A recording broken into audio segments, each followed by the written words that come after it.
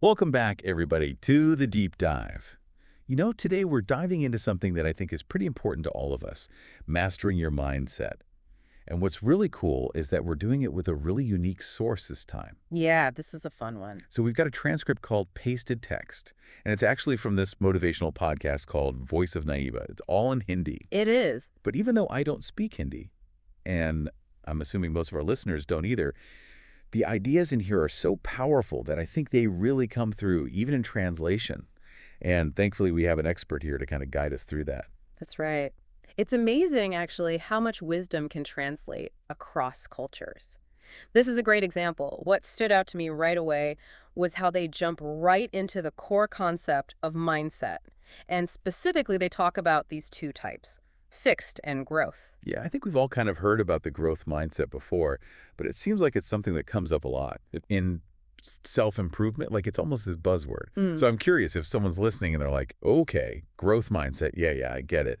Is there something special about this podcast's take on it? Like what makes this one unique? Absolutely. So a lot of times people talk about a growth mindset as just being open to learning, but Voice of Naiba kind of goes deeper. They use this phrase that the best way to translate it is like the mind field of action. So it's not just about thinking you can grow, it's about understanding that your actions are actually like constantly changing your mental landscape. Hmm, that's interesting. Yeah, That's almost like your mind is a garden, and you're tending to it by what you do, not just what you think, right? exactly. But that also sounds kind of intimidating. Yeah. Like if everything I do is shaping my mindset, where do I even begin? Well, that's where the podcast gets really practical. And they introduce this idea of thought replacement, which is it's similar to what we call in the West cognitive behavioral therapy or CBT, but it has a really unique twist. Okay, I'm intrigued. What's the twist? So instead of just like identifying negative thoughts, they focus on immediately replacing them with a specific positive action you could take. So for example, they talk about taking the thought, "Mujhe se nahi hoga," which means I can't do it, Okay. and immediately changing that to main try karunga or seekine ki koshish karunga, which is I will try and learn.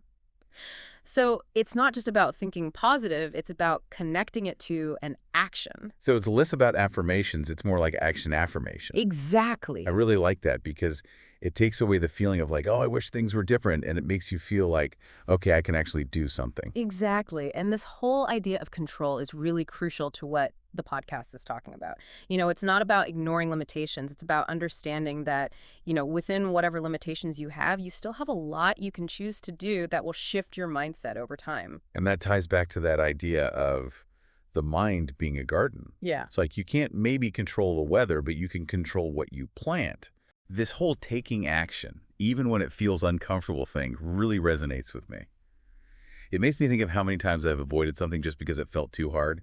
Does the podcast actually give any advice on how to deal with that feeling, that like urge to stay in our comfort zones? They do. They use this great analogy, actually. They compare stepping outside your comfort zone to like crossing a river. So, you know you're going to get wet. It might be tough, but the other side is where the real growth is. And the more you cross it, the easier it gets. Like a great visual. Yeah. But it still doesn't quite answer that fear, right? It's like, yeah, but what if I get swept away by the current? Does the podcast talk about that at all? They do. They acknowledge that fear is completely natural, but they have a really interesting perspective on it. Instead of trying to, eliminate the fear, they actually encourage you to befriend it. Befriend fear. What does that even look like? So they explain that fear often comes from a place of protection, like it's trying to keep us safe. So instead of fighting against it, they suggest we listen to what it's trying to tell us.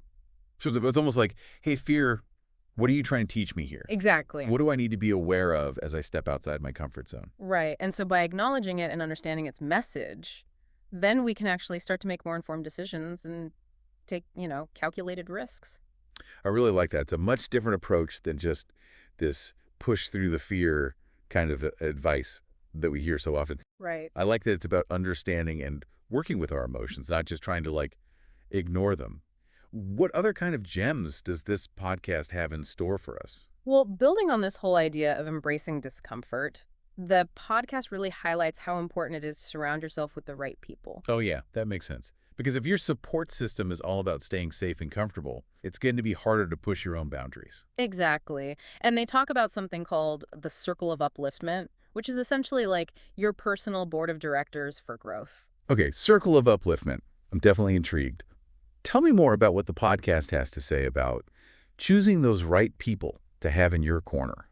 So the podcast talks about how important it is to have people around you who not only inspire you, but also challenge you to grow.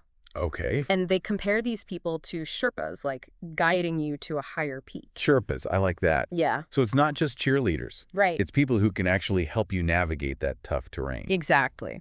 So what are some qualities we should be looking for in our Sherpas? So they emphasize a few key things. Okay. The first is that these are people who are committed to their own growth, first and foremost. So they're not stagnant. Right. They're constantly seeking new knowledge and new experiences. And that can be really motivating to be around. It makes it you want people who are walking the walk, not just talking the talk. Right. So their actions are a constant reminder that growth is possible. Exactly. Even when it feels hard. Yeah. What else? The second thing they emphasize is empathy. So these are people who understand the challenges of personal growth and can offer support without judgment. Right. You know, they've been through their own struggles and can offer insights based on experience. So they've been in the trenches. Yeah. They know what it's like. Exactly. And they can relate to that journey. Yeah. And the third thing they talk about is honesty. Okay. So these are people who will tell you the truth even when it's hard to hear. Right. They won't sugarcoat things or let you stay stuck in these comfortable patterns. They'll challenge your assumptions and really push you to be your best self. So you're not just surrounded by yes people. Right. You have people who are going to hold you accountable. Exactly. Call you out when you need to be called out. Yeah, and that takes a lot of courage, I think, and trust on both sides. Totally. And they emphasize that building this kind of circle takes time and effort. Yeah. It's about being intentional about who you spend time with and seeking out connections that are really aligned with your growth goals. This is really making me think about my own circles. Yeah. And am I surrounding myself with the right energy and the right people? But how do we practically do this? Right. Like, how do we find these amazing Sherpas? Well, they give some good advice. Okay. They suggest seeking out mentors, you know, in your field of interest or whatever you're interested in, joining communities of like-minded people, Okay. even being more intentional about the content you consume. So being in those spaces where growth is valued. Exactly. But what about people who maybe are already in our lives who might not be the best fit for that circle of upliftment? Right. What do we do about those people? That's a tough one. And they acknowledge that it's not always possible or easy to just cut people out of your life, Right. especially if it's family or close friends. Of course. But they do suggest setting healthy boundaries and limiting your exposure to negativity.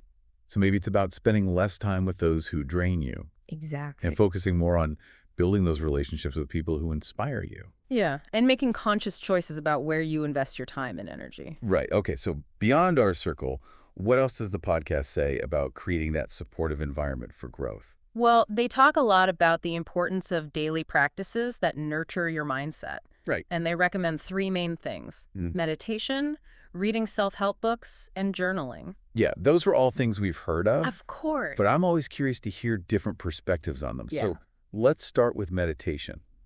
What's their unique take?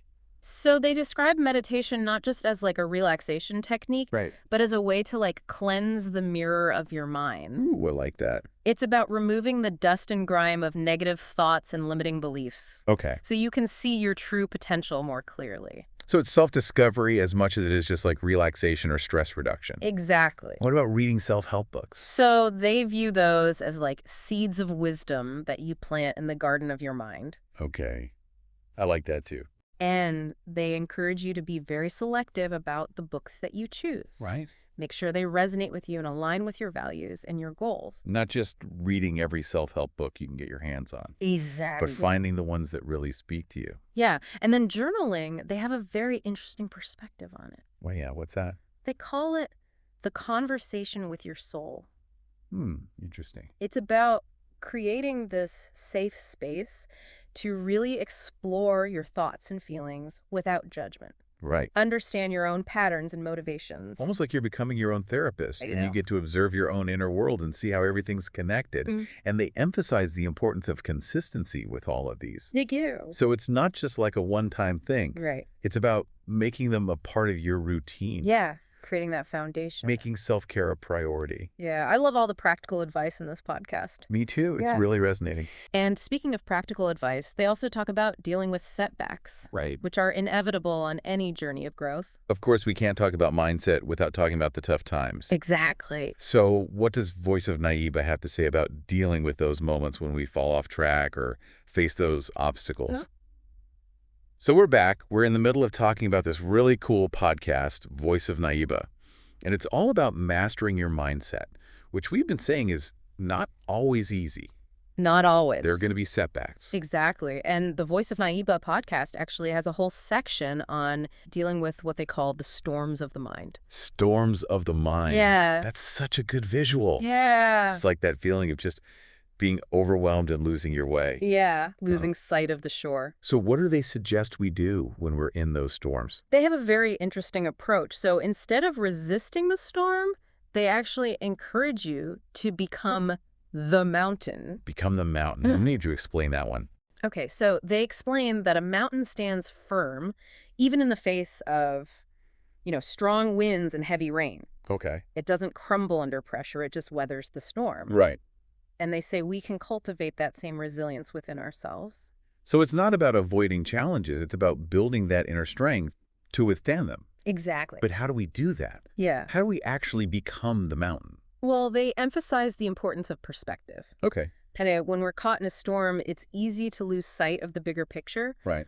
We get fixated on that immediate discomfort, and we forget about our long-term goals and values. Yeah, it's like you get tunnel vision. Exactly. You can't see past the immediate crisis. Yeah. So to shift our perspective, they suggest a few things. Okay. First, they say practice gratitude. Oh. Even in the middle of a storm, there are always things to be grateful for. Mm-hmm. And by focusing on those things, it kind of shifts our attention away from the negative. Right. And we start to feel more grounded. It's like finding those little bits of sunshine poking through the clouds. Exactly. Reminding you that it's not always going to be stormy. Right. What else do they suggest? Yeah, what else can we do? They also encourage us to connect with our purpose. Yeah. Why are we doing what we're doing? What are we striving for? And reconnecting with that why can give us the motivation to keep going, even when it's hard. When the going gets tough, the tough get going. Exactly. And having a strong sense of purpose can really fuel that resilience. Yeah. And the third thing they emphasize is self-compassion. Oh, that's important. They remind us that it's okay to not be okay. It's okay to struggle, to make mistakes, to have moments of weakness. Right. The important thing is to learn from those experiences and keep moving forward. I think that's so key because a lot of times when we hit a setback, we tend to beat ourselves up about it. We do. It's like, oh, I should be stronger. I shouldn't be letting this get to me. Yeah. But that just adds to the storm. It does. It adds more fuel to the fire. Right? So it's about recognizing that we're human. Yeah. We're all works in progress, and setbacks aren't failures. They're opportunities for growth. Exactly. And the Voice of Naiba podcast reminds us that mastering your mindset, it's not about achieving perfection. Right. It's about embracing the journey, storms, and all. I love that. This has been such a good deep dive. I think even though we were working with a source that was in Hindi, Yeah. the wisdom in it really translates, and I'm sure it's resonated with a lot of our listeners. Me too. It's amazing how some truths just transcend language and culture. Yeah. The desire to grow, to overcome challenges, to master our minds. It's something we all share. So to wrap up this episode, I want to leave everyone with a challenge. Okay. Take one thing you've learned from this deep dive today. Mm-hmm. Maybe it's thought replacement. Maybe it's building your circle of upliftment. Maybe it's becoming the mountain. Yeah, And commit to putting it into practice this week. that's a great challenge. It doesn't have to be a huge thing. Start small, be consistent, and just observe how even those small shifts can make a difference. They really can. So that's it for our deep dive into mastering your mindset. Awesome. We hope you enjoyed it, and until next time, keep diving deep.